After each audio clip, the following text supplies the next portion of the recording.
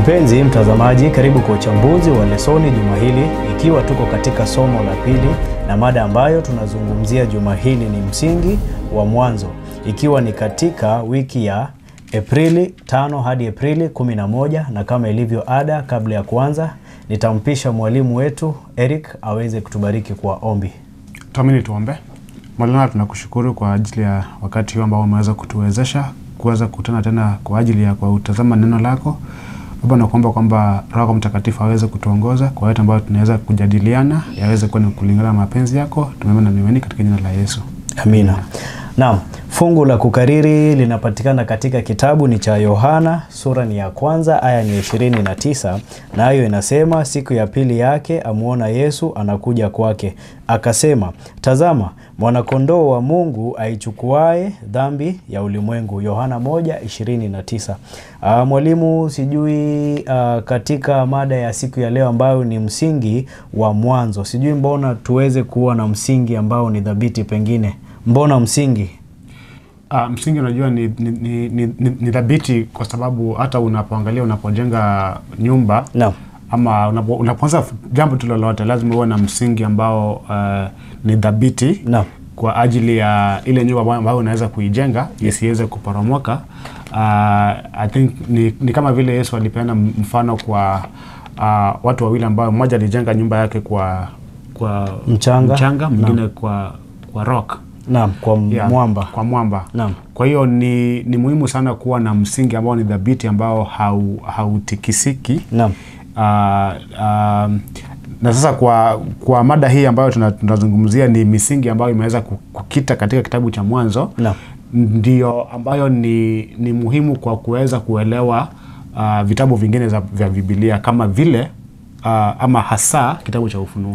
Na mwalimu, sijui ulipokuwa ukianza shule, ulianza darasa la 8 ama form 4 ama ulianza lazima uanzie chekechea? Lazima uanzie chekechea. Chekechea kwanza, alafu unapanda. Mbona unafikiria lazima uanzie chekechea? Kwa sababu kuna mambo ambayo ni tuseme tu basic kwa lugha ya Kiswahili, sijui nasemaje. Kuna mambo ambayo ni mambo nyeti ambayo lazima uweze kuyajua. Ni muhimu kwanza uweze kuyajua, ndipo ukifika sasa kuanza kuzungumza vitabu mambo ambayo ni magumu, uwe tayari uko na ule mwanzo ambao ulikuwa nao ama mwanzo ambao ulikuwa nao ambao ni dhabiti kwa kukusaidia kuweza kuelewa. Kwa hiyo utakuwa umejengeka vizuri. Kwa hiyo ukitoa mtoto labda haujamfunza jambo lolote, umpeleke kwa darasa la 8, hata mtihani haizi kupita kwa sababu hajajua mambo ambayo yaliweza kufunzwa kutoka kwa kama darasa la chekechea. Kwa hivyo lazima tuweze kuanza, yani ni kana kwamba inakuwa ni kitu endelevu. Kwa hivyo lazima tuweze kujenga juu ya kujenga, tuzidi kujenga ili tuweze kufikia mahali fulani. Kwa hivyo hatuwezi anza tu kokote tu hivi. Yes. Ndiposa tunaona kwamba msingi wetu umekita mizizi katika kitabu ni cha Mwanzo. Na mwalimu, kuna wimbo fulani ambao wana Final Foreigners wanaimba, tujengeni misingi yetu juu ya mwamba usiotikisika. Kwa hivyo tutakapokuwa na msingi ambao hautikisiki, ni kumaanisha tutakuwa tumeimarika kimafunzo na tutakuwa tumeimarika kimaadili. Kwa hivyo tutaweza kuiakisi tabia ya Mungu. Lakini msingi wetu ukiwa ni msingi ambao umebabaika, basi sisi tutakuwa ni watu ambao pia wanababaika. Kama wale Paulo anasema kwamba wale wa kuwa tossed to and fro, kwa Kiswahili tutasemaje? Waefeso 4:13 na 14 inasema, 13 inasema, hata na sisi sote tutakapofikia umoja wa imani na kumfahamu sana mwana wa Mungu, hata kuwa mtu mkamilifu, hata kufika kwenye cheo cha kimo cha utimilifu wa Kristo, ili tusiwe tena watoto wachanga, tukitupwa huku na huku na kuchukuliwa na kila upepo wa elimu, kwa hila ya watu, kwa ujanja tukizifuata njia za udanganyifu. Tutaenda moja kwa moja hadi siku ya Jumapili ambayo ina mada inayosema kanuni ya kutajwa kwa mara ya kwanza. Mwalimu, unapokutana na kitu kwa mara ya kwanza hasa katika maandiko, je, ni kipi ambacho tunapaswa kuzingatia? Labda ningeweza kujibu swali hilo kwa sehemu ya pili, ambayo kwamba ukikutana na jambo la sasa kwa mfano unasoma kitabu cha Ufunuo na umeweza kusoma kuhusu Ufunuo 12, unapata mwanamke hapo ametajwa na vitu mingi zimetajwa.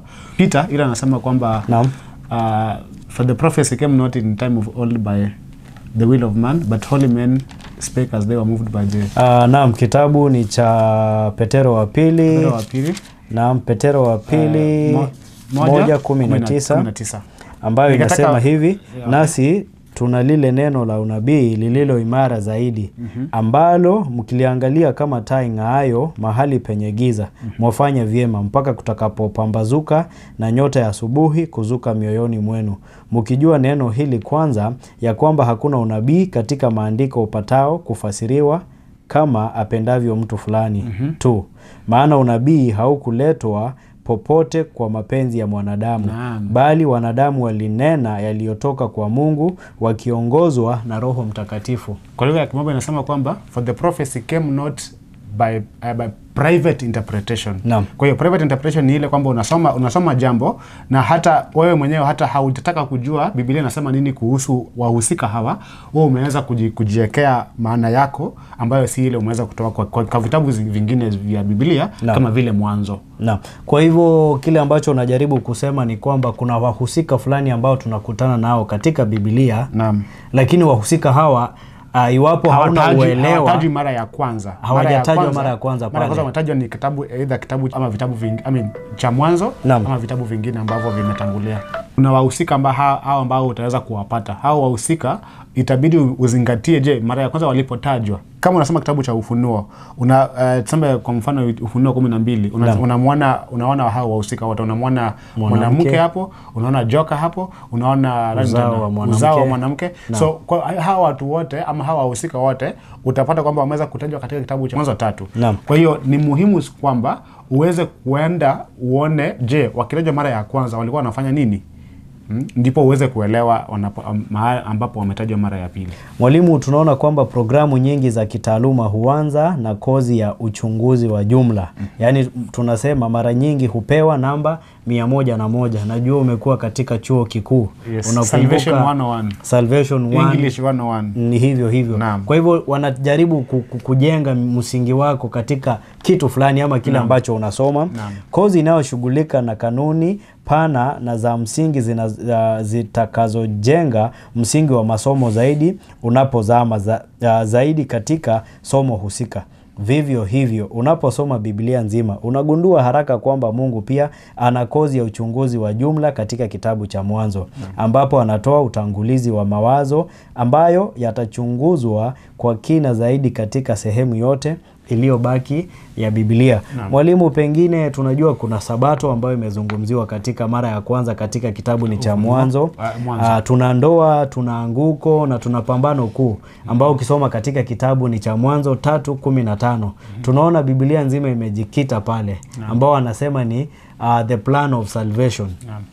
Kisa cha ukombozi kinajidhihirisha pale kabisa, vile ambavyo Mungu alikuwa amepanga ama ameratibisha kuja kumkomboa mwanadamu ambaye alianguka dhambini. Kwa hivyo tunaona haya yote katika kitabu cha Mwanzo. Na mwalimu, kama vile ambavyo umesema, kuna wahusika ambao wametajwa mara ya kwanza katika kitabu cha Mwanzo. Kwa hivyo lazima tuweze kuenda katika kitabu cha Mwanzo tuweze kujua mara ya kwanza wanapotajwa walitajwa kivipi ama wameletwa kivipi. Na tutakapokuwa tunazidi kuwasoma mwalimu, na vile ambavyo tunazidi kusoma Biblia, tunakuwa na uelewa mzuri. Kumbuka wiki jana tulisema Biblia inajitafsiri yenyewe. Kwa hivyo tutakapokuwa tunasoma Biblia, tutaweza kuwa na uelewa ambao kidogo utakuwa umekita katika neno la Mungu, kwa sababu kama vile umesema kuna wengi ambao wanafanya interpretation yao, wanaweka maana yao ambayo wamefikiria tu kwa kichwa, hawajauliza Biblia iweze kusoma.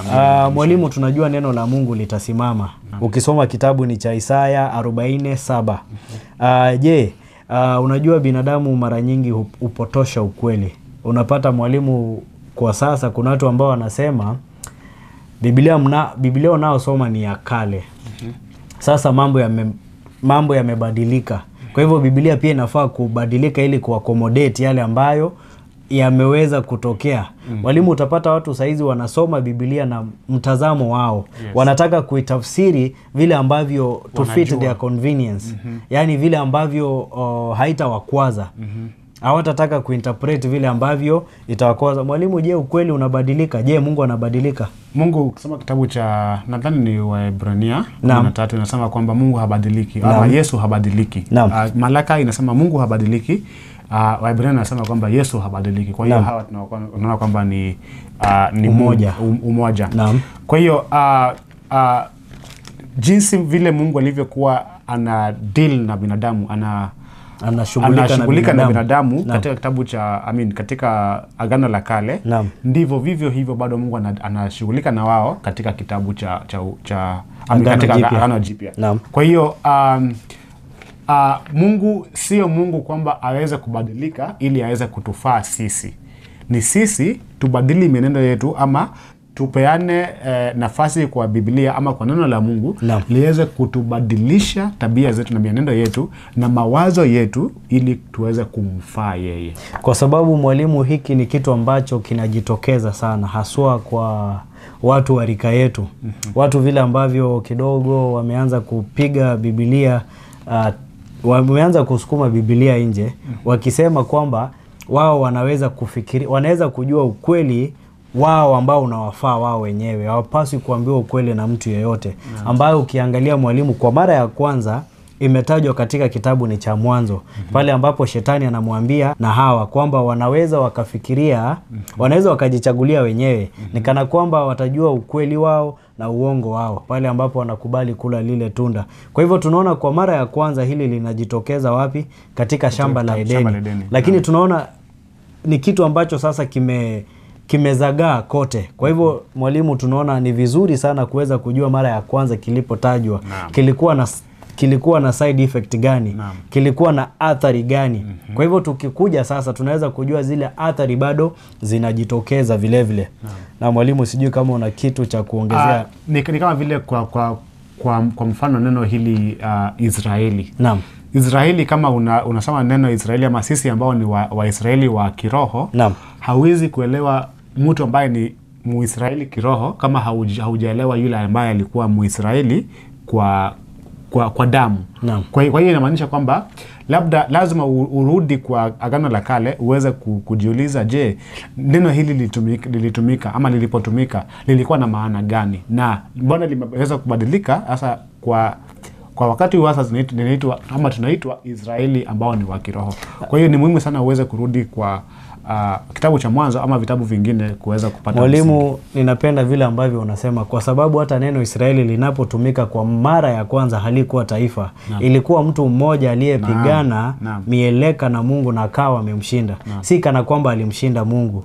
Mungu aliona vile ambavyo amemenyana na yeye akaamua basi huyu jamaa ameng'ang'ana sana, wacha ni mbariki. Akaamua kumbariki. Anapewa jina Israeli. Jina lake linabadilishwa kutoka Yakobo kuja Israeli. Kwa hivyo ni vizuri tuweze kujua jina Israeli lilianza vipi. Mwalimu, tunaona Mungu anapothibitisha ukweli, hata hivyo yeye habadili mawazo yake. Mara anapoanza kuwafundisha watu wake ukweli, tunaweza kutumaini ukweli kwamba kurudiwa kwa kanuni au mada ile ile ya Biblia hakubadili maana yake, lakini kinyume chake kunafafanua zaidi maana hiyo. Kwa hiyo ni jambo la maana sana katika kujifunza unabii, kujenga ufahamu mzuri wa kitabu cha Mwanzo, ambapo unapata dhana nyingi muhimu zikifafanuliwa kwa mara ya kwanza na kisha kutumia ufahamu huo wa msingi unapochunguza sehemu zingine za Biblia. In other words, ile ambayo tumeweza kusoma Petro wa kwanza, ilikuwa pa kwanza ama wa pili. Usiweze kupeana your private interpretation kwa unabii. Wacha Biblia iweze kukuelezea mambo haya ambayo yametumika yalimaanisha nini. Sawa mwalimu, tutaenda moja kwa moja hadi siku ya Jumatatu ambayo ni kuelewa upendo wa Mungu. Kuna mambo ambayo machache tu ambayo tumeweza kudokezewa. Hayo ambayo tunafaa kuyaelewa. Ukitaba kitabu cha Warumi inasema kwamba Mungu ametupenda zaidi, wala hawezi kuacha jambo lolote, kitu chochote, anything, kwa lugha for lack of a better word, hawezi kuacha kitu chochote kiweze kukuja kati yetu na yeye. Kwa hiyo ni kumaanisha kwamba Mungu anatupenda kwa upendo mkubwa sana hadi kumtoa mwanawe wa pekee kufa kwa ajili ya dhambi zetu. Na upendo huu mwalimu tunauona anautoa tungali bado sisi ni wadhambi. Mwalimu, unajua upendo wa kibinadamu ni nipa nikupe. Ninapata nini kutoka kwako? Kwa hivyo ninakupenda kutokana na misingi ya kile ambacho nitapata kutoka kwako. Lakini upendo wa Mungu tunaona alitupenda na aliweza kutufia tungali wa dhambi. Kwa hivyo tunaona upendo huu hauna kina mwalimu. Ni upendo tu ambao ni mkubwa sana. Nakumbuka mwalimu, upendo mara ya kwanza unapotajwa katika Biblia, unatajwa katika kitabu ni cha Mwanzo, sura ni 22, aya ni ya 2. Na mwalimu, nitasoma alafu kisha baadaye utatudokezea mawili matatu.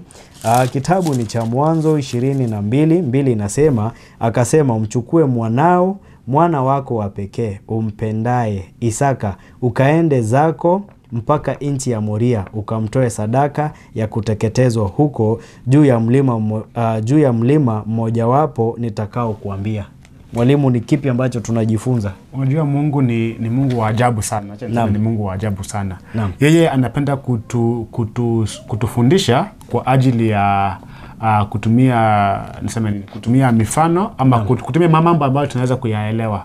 Kwa hiyo jambo hili lilikuwa ni jambo ambalo naamini kwamba limeweza kurekodiwa kwetu ili tuweze kujua ama kuona ule upendo ambao Mungu ameweza kutufanyia. Hapa ambapo Abrahamu anapoenda kumtoa mwanawe, ilikuwa ni jambo la ama mahali pa kwanza, kama tulivyosema iko katika kitabu cha Ufunuo ama kitabu cha Mwanzo. Hii ni mara ya kwanza tunaweza kuona kwamba Mungu ambaye aliweza kupeana ahadi kwamba Yesu aweze kuja kufa kwa ajili yetu, jambo hili linaweza kudokezwa katika mlima Moria. Hata Yesu akija alikufa kwa huo mlima kuweza kuturudisha wapi? Kuturudisha nyuma. Na hata Yesu akikuja katika kitabu cha Yohana 4 anasema kwamba Abrahamu aliona siku yangu na akafurahia. Kwa hiyo Abrahamu kuona siku yake ni kwamba Isaka anapouliza babake, je, yuko wapi ambayo tunaweza wapi mwanakondoo? Abrahamu aliweza kumjibu kwamba Mungu atafanya nini? Atapatiana. Kwa hiyo ilikuwa ni kutuweza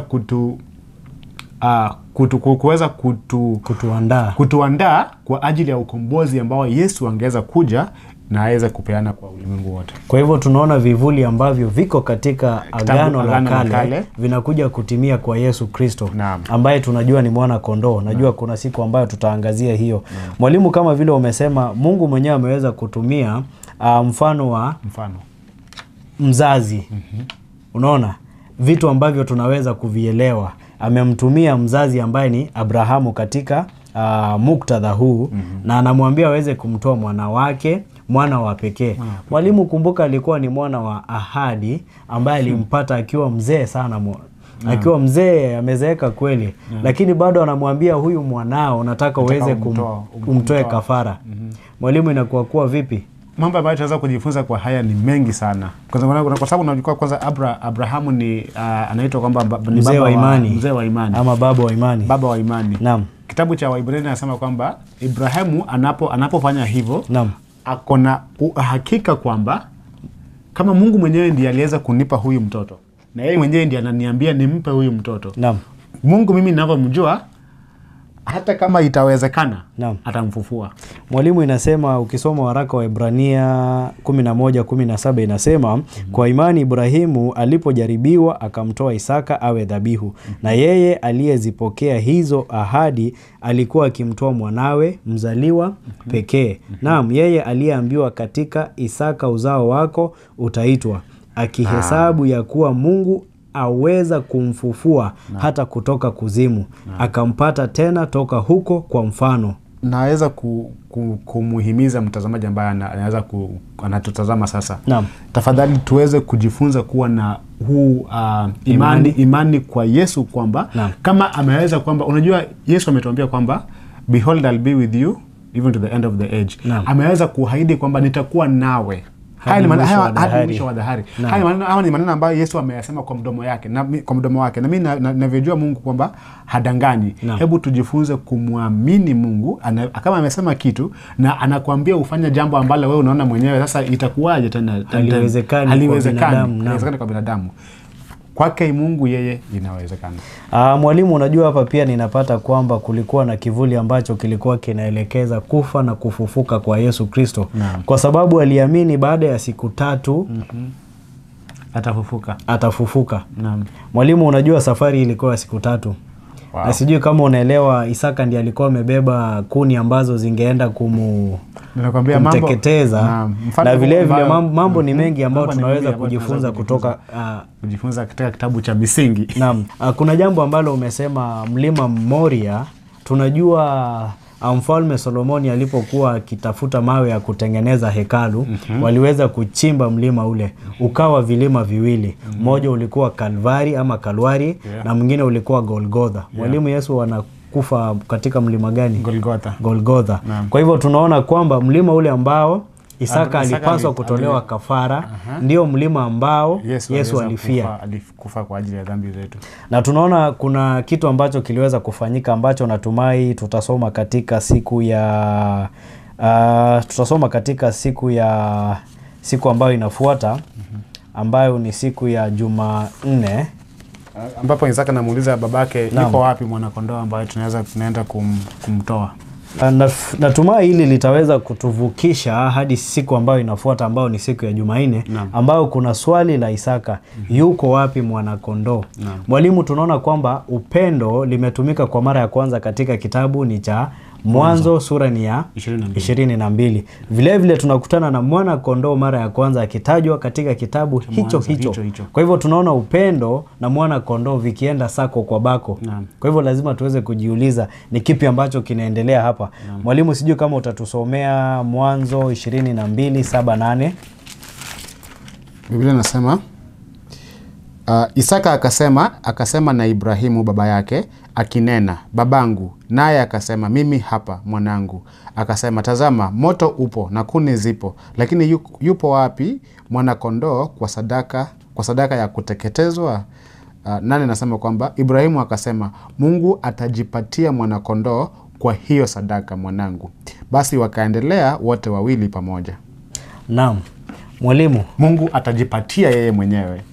Kwa hiyo Ibrahimu kwamba alikuwa na imani nyingi sana kwa kuweza kuamini kwamba Mungu atajibu. Sijui kama Mungu Ibrahimu akisema hivyo alikuwa ana ufahamu kwamba itawezekana hivyo, lakini mimi ninavyojua ni kwamba Ibrahimu katika Biblia anaitwa yeye ndiye baba wa imani. Mwalimu, kuna fungu ambalo tumesoma kwa imani Ibrahimu alipojaribiwa. Kwa hiyo alikuwa na imani kwamba Mungu angempatia. Na tunaona ule ulikuwa ni mfano ambao tunajua ulikuwa unamuelekezea nani? Yesu Kristo. Vile vile mwalimu, tunaona kwamba kuna njia mbadala. Binadamu alipaswa kufa baada ya kuwa yeye ni mdhambi. Tunajua dhambi zetu ziliweza kututenga kati ya sisi na Mungu. Na tunajua Yesu ambaye ni mwana kondoo amekuja kulijaza lile pengo. Kwa hivyo anaweza kutuunganisha sisi na Mungu. Lile pengo ambalo lilitokea binadamu alipoanguka, Yesu anakuja kuliziba, ambaye kwa mara ya kwanza tunapata mwana kondoo ambaye alipatianwa hapa, ambaye alikuwa ni mbadala wa Isaka kufa. Mwalimu, mwana kondoo yule alikuwa akimuashiria Yesu Kristo, ambao ukisoma katika kitabu ni cha Yohana 1:29. Ile ambayo tunaweza kuanza nayo, inasema kwamba Yohana anasema kwamba tazama mwana kondoo achukuaye dhambi za ulimwengu. Kwa hivyo tunaona mwanadamu alipoasi alipaswa kufa. Lakini tunaona Adamu hakufa pale pale, kwa sababu kuna kafara ambayo ilikuwa imetolewa tangia misingi ya ulimwengu kuwekwa kule kitambo. Kwa hivyo ile tunasema kwamba mpango wa kisa cha ukombozi haukuwa an afterthought. Si kitu ambacho kilikuja kufikirika baada ya binadamu kuanguka. Ni mpango ambao ulikuwa umewekwa tangu kitambo, kabla ya binadamu kuwepo. Iwapo binadamu ataanguka, Yesu alikuwa aje kama kafara ambayo angeweza kumfia mwanadamu huyu, ndiposa yote atakaye muamini asije akapotea, bali aweze kuwa na uzima wa milele. Ufunuo 13:8. Naam. Nasema kwamba mwana kondoo aliyechinjwa tangu misingi ya ulimwengu kuwekwa.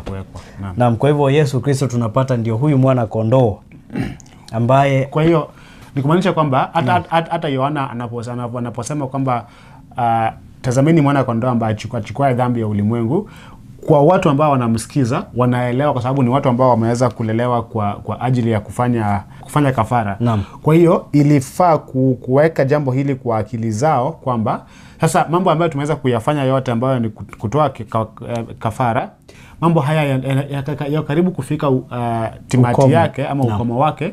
Kwa nini? Kwa sababu mambo haya yalikuwa yanaashiria jambo fulani ambalo jambo hilo liko karibu kufanyika. Kwa hiyo Yohana akikuja kuambia kwamba tazameni mwana kondoo achukue dhambi ya ulimwengu, watu hawa ambao wanamsikiza wanafaa kuelewa, kwa hiyo mambo yale ambayo yalikuwa yameweza kuahidiwa sasa yameweza kutimika katika huyu ambaye atachukua dhambi za ulimwengu. Na mwalimu, kama tulivyosema kwamba kanuni ya kutajwa kwa mara ya kwanza. Kwa hivyo lazima Yohana alikuwa na uelewa wa mwana kondoo ni nani, na mwana kondoo alikuwa akimuelekea nani ama akimpoint nani, kwa sababu hangeweza kusema mambo kama yale.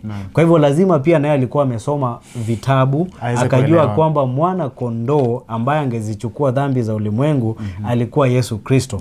Kwa hivyo yeye anapokutana wale ambao walikuwa pale, ambao pengine ilikuwa ni mara ya kwanza kusikia mwana kondoo, wangeshangaa nini ambacho kinaendelea. Lakini wale ambao walikuwa wamekutana na mwana kondoo katika sehemu fulani katika Biblia walikuwa wakielewa chenye alikuwa akimaanisha.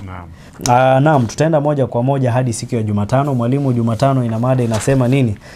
Tutaenda moja kwa moja hadi siku ya Jumatano ambao ni kushughulika na kifo. Mwalimu, pengine utudokezee nini ambacho kinaleta kifo, ama kifo kimekuja kikawa katika ulimwengu?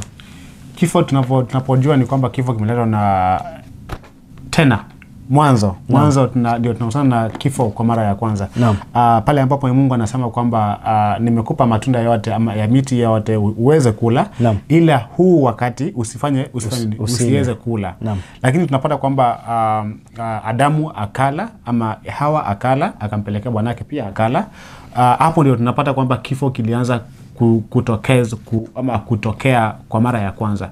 Lakini jambo ambalo tunaweza kulitaja pia ni kwamba katika kitabu hicho cha Mwanzo ama cha Mwanzo ni kwamba Mungu bado ndiye ameweza kupeana ahadi kwamba ataweza kutuma mwanawe wa pekee ili aje afe kwa ajili yetu.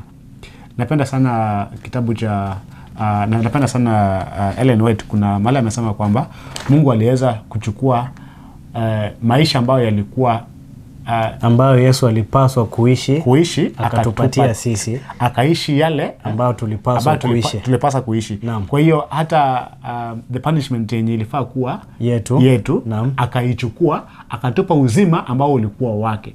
Kwa hiyo ukisoma mambo haya ni kwamba unaweza kushikwa na ule upendo. Hata tunaposema hapa tunapendelea kuelewa upendo wa Yesu ni kwamba Mungu tunampenda kwa sababu alitupenda awali. Kwa hiyo ni kwamba hata unapofahamu kwamba ulifanya dhambi, ulifaa ufe, ile hasa mtu amekuja amekufa kwa ajili yako, hiyo ni jambo ambalo linaweza kufanya usisimuke, na usisimuke kwa ajili ya upendo ili uweze kumpenda Yesu. Na Yesu mwenyewe anasema kwamba kama unanipenda fanya nini? Heshimu amri zangu. Mwalimu, unajua upendo huchochea upendo. Kitu ambacho kinapaswa kutuvuta kwa Yesu ni upendo wake. Kwa sababu tunajua upendo wa Yesu ni kama sumaku ambayo inakuvuta. Hatupaswi kuja kwa Yesu kwa sababu ya kuogopa adhabu ya jehanamu ama kupata ile reward ambayo watu wameahidiwa, wale ambao watakuwa ni washindi. Upendo wa Mungu unafaa kutuvuta kwake. Alafu hivi vingine vinakuja ni kama zitafuata baadaye. Lakini upendo uwe ni kiini cha sisi kumfuata Yesu. Kwanza nasema kwamba upendo hauna mwisho. Kwa hiyo ukikuja kwa Yesu kwa ajili ya zawadi. Zawadi atakupa zawadi, lakini utakuwa na msisimuko tu wiki mbili ama moja na hiyo msisimuko utaisha. Lakini ukiwa na ule upendo ambao Yesu anauzungumzia kwamba upendo hauna mwisho, kama huo upendo ndio umekuvuta kwake, utabaki pale hadi mwisho. Upendo huu utadumu na wewe. Upendo huu utadumu hadi mwisho hata kama hakuna mwisho. Na mwalimu, natumai hilo tumeweza kuliona. Mwalimu, kumbuka Adamu alipotenda dhambi, tumesema kuna pengo ambalo lilitokea. Yesu akaja akaliziba pengo lile. Mwalimu, tunaona athari ya dhambi pale ambapo Habili anauawa na ndugu yake. Kwa hivyo tunaona kifo mara ya kwanza kikiwa kimeelezewa pale. Ukisoma katika mwalimu, ni kitabu cha Mwanzo sura ni ya 4 aya ni ya 8. Inasema kwamba Kaini akamwambia Habili nduguye, twende uwandani. Ikawa walipokuwapo uwandani, Kaini akamuinukia Habili nduguye akamuua. Mwalimu, kwa hivyo tunaona kifo cha kwanza ambacho binadamu amekipata ni ndugu wawili ambao wakiuana. Mmoja anamuua mwingine. Na mmoja huyu mwalimu, ukisoma katika kitabu ni cha Yohana wa kwanza 3:12, nasema kwamba si kama Kaini alivyokuwa wa yule mwovu akamuua nduguye, naye alimuua kwa sababu gani? Kwa sababu matendo yake yalikuwa mabaya na ya nduguye yalikuwa ya haki. Na mwalimu, kwa hivyo tunaona kifo cha kwanza ambacho kinaingia. Licha ya kuwa haya mwalimu yanatokea, tunajua ni sababu ya dhambi. Fikiria kuhusu Yesu, wenye haki waliouawa na wasio haki kama vile Habili. Ni kifo gani kingeweza kuwa kisicho cha haki kuliko cha Kristo? Ni ulinganifu gani mwingine mtu anaweza kupata kati ya kifo cha Habili na cha Kristo msalabani? Ni kwa namna gani kifo cha Habili kinaweza kutusaidia kuelewa ni kwa nini Yesu ana funguo za kuzimu, kaburini na mauti, na kile ambacho Mungu anatupatia katika yeye? Mwalimu, unajua iwapo Yesu angefufuka, hata sisi kuamini kwetu kungekuwa ni bure. Ukisoma katika kitabu ni cha Wakorintho wa kwanza 15 kushuka chini. Kwa hivyo Yesu aliweza kufa na kuweza kufufuka. Mwalimu, sijui kama utatusomea kitabu ni cha Ufunuo 1:18, 17 na 18 ili tuweze Ufunuo 1:17-18. Inasema kwamba nami nilipomuona nilianguka miguuni pake kama mtu aliyekufa. Akaweka mkono wake wa kuume juu yangu akisema, usiogope, mimi ni wa kwanza na wa mwisho, na aliye hai, nami nalikuwa nimekufa, na tazama ni hai hata milele na milele. Kwa hivyo tunaona Yesu kwamba sitemaliza milele za milele, nami ninazo ufunguo za mauti na za kuzimu. Kwa hivyo yeye ana funguo za mauti na za kuzimu. Kwa hivyo aliweza kushinda kifo. Kwa hivyo yeyote atakaye muamini atashinda kifo. Kwa hivyo ni tumaini ambalo, ama ni ahadi ambayo Mungu ameweza kutuambia kwamba iwapo tutamuamini yeye ana uzima wa milele, ambao wale ambao watakuwa wameshinda watapata uzima huu wa milele. Na mwalimu, umesema kitabu ni cha Waebrania sura ni ya 2 aya ni ngapi? 14. 14 inasema hivi, inasema basi kwa kuwa watoto wameshiriki damu na mwili, yeye naye vivyo hivyo alishiriki yayo hayo, ili kwa njia ya mauti amuharibu yeye aliyekuwa na nguvu za mauti, yaani Ibilisi. Awaache huru wale ambao kwamba maisha yao yote kwa hofu ya mauti walikuwa katika hali ya utumwa. Ninaipenda sana kwa lugha ya Kimombo, inasema kwamba and deliver them who through the fear of death were subject to bondage all their lives. Kwa hiyo tuweza kuelewa jambo ambalo Mungu aliweza kutufanyia katika akikufa msalabani, ni kwamba pale ambapo alipokufa akachukua funguo za kuzimu, ni kwamba aliweza kutuokoa sisi wote ambao tulikuwa tumehukumiwa kifo. Kwa hivyo ametuweka huru kwa kifo chake. Mwalimu, kwa hivyo tunakumbana na kifo mara ya kwanza katika mwanzo, na vile vile tunaona athari za kifo, na vile vile tunaona kwamba mwanakondoo aliyechinjwa ambaye tumekutana naye pia katika kitabu cha Mwanzo ametuambia kwamba alichinjwa ili yeyote atakaye muamini asije akafa, asije akapotea, bali awe na uzima wa milele. Na mwalimu, tutaenda moja kwa moja hadi siku ya Alhamisi ambayo ni nyoka. Mwalimu, unapokutana na nyoka, tunajua nyoka ametajwa mara ya kwanza katika kitabu ni cha Mwanzo. Sijui kama unaweza kutudokezea mawili matatu kuhusiana na nyoka. Nyoka ametajwa kitabu cha Mwanzo, na anapotaja kitabu cha Mwanzo, hatima yake kubwa zaidi ni kudanganya.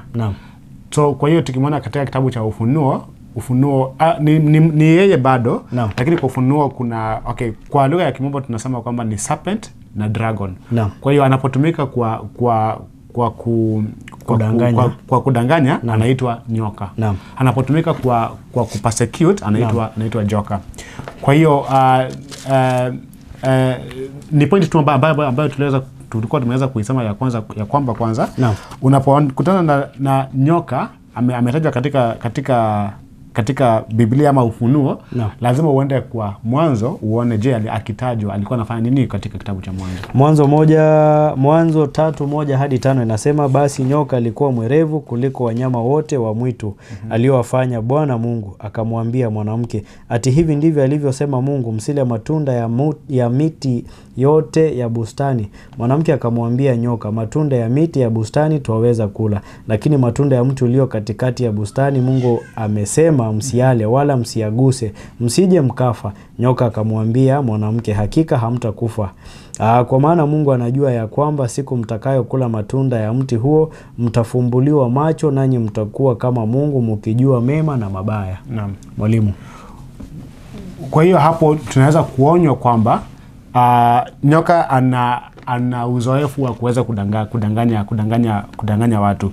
Kwa hiyo anapotumika katika kitabu cha Ufunuo tunapata kwamba ako na huo uzoefu. Kwanza tumeweza kuonywa kwamba atakuwa na uzoefu wa kudanganya ulimwengu mzima. Kwa hiyo ni muhimu tuweze kuwa na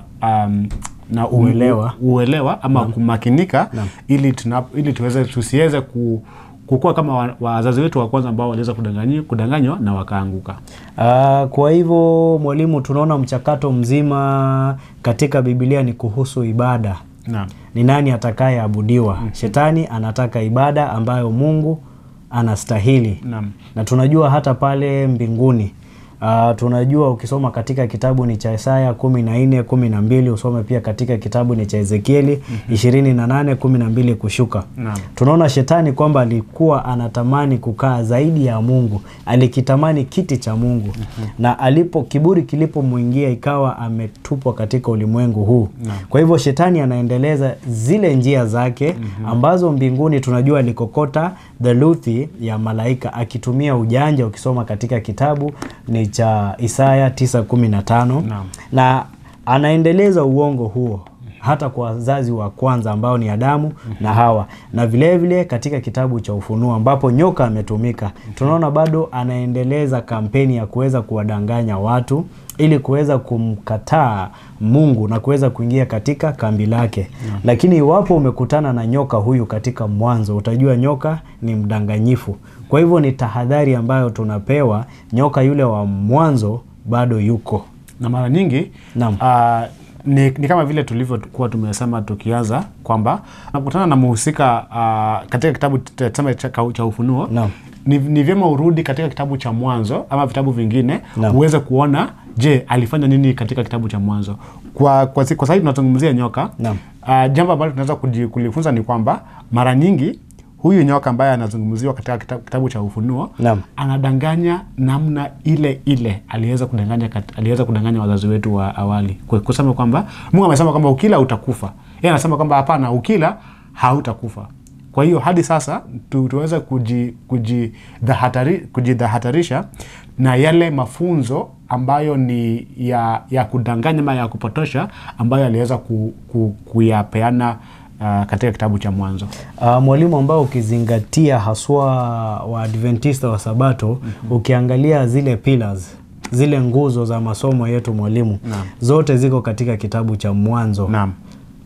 Ziko katika kitabu cha Mwanzo. Sabato iko Mwanzo. Nature of man kwa Kiswahili mwanadamu, jinsi mwanadamu alivyoumbwa, kifo. Naam. Spiritualism ile ambayo watu wanasema kwamba umizimu. Mwalimu, tunasema hali ya wafu.